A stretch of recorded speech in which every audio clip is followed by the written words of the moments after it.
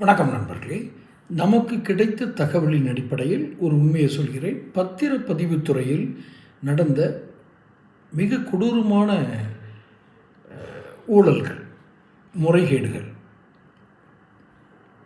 யாரெல்லாம் ஈடுபட்டார்கள், எந்த அதிகாரிகள் ஈடுபட்டார்கள், அமைச்சரவையில் உள்ளவர்களுக்கு இதில் தொடர்புண்டா என்பதை போன்ற ஒரு கூட்டுக்கலவையான சங்கதிகளை மதுரையை சேர்ந்த வழக்கறிஞர் ஒருவர் இதை திரட்டி வைத்திருக்கிறார்.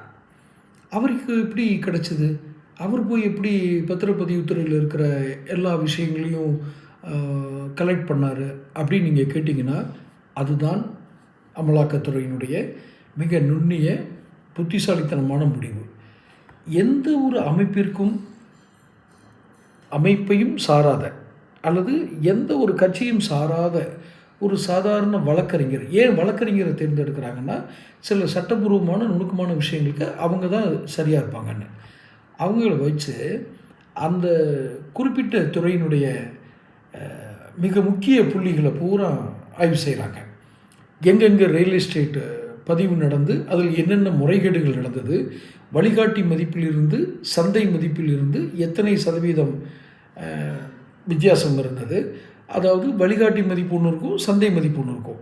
இந்த சந்தை மதிப்பில் பதிவு பண்ணும்போது யார் யார் இதற்காக பணம் பெற்றார்கள், எங்கெல்லாம் அப்பார்ட்மெண்ட்டு பெரிய ரியல் எஸ்டேட் நடக்கும்போது யாருக்கெல்லாம் பணம் கொடுக்கப்பட்டது, இதில் ஊறி திளைத்த ஊழல்வாதி யார், இது அத்தனை விவரங்களையும் ஆவணங்களோடு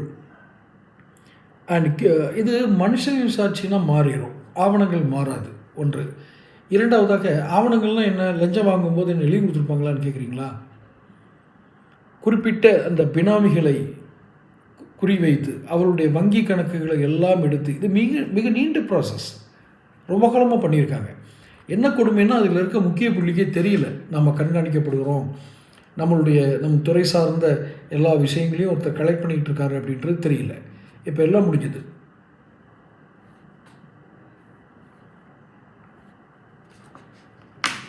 அத்தனையும் முடிஞ்சது. எல்லா ஃபைலும் ரெடி பண்ணி அந்த முக்கிய அமைச்சரோட, நான் சொல்கிறது பத்திரப்பதிவு இல்லை, வேறொரு முக்கிய அமைச்சரோட இதெல்லாம் ஆவணங்களை சேர்த்து எடுக்கும்போது பத்திரப்பதிவில் துறையில் நடந்த இந்த முறைகேடுகளை எல்லாம் திரட்டி வைத்திருக்கிறார்கள். பத்திரப்பதிவுத்துறை அமைச்சர் ஏதாவது பண்ணாரா அது தெரியாது. இனிமேல் இந்த தகவல்களை வைத்து அமலாக்கத்துறையில் முடிவு செய்யும். இதை விசாரணைக்கு உட்படுத்தப்பட நீதிமன்றங்களை நாடும். ஸோ பத்திரப்பதிவுத்துறை இப்போ ஆபத்தான ஒரு சூழ்நிலைக்கு வந்துடுச்சு. தொடர்ந்து பேசுவோம். Channel subscribe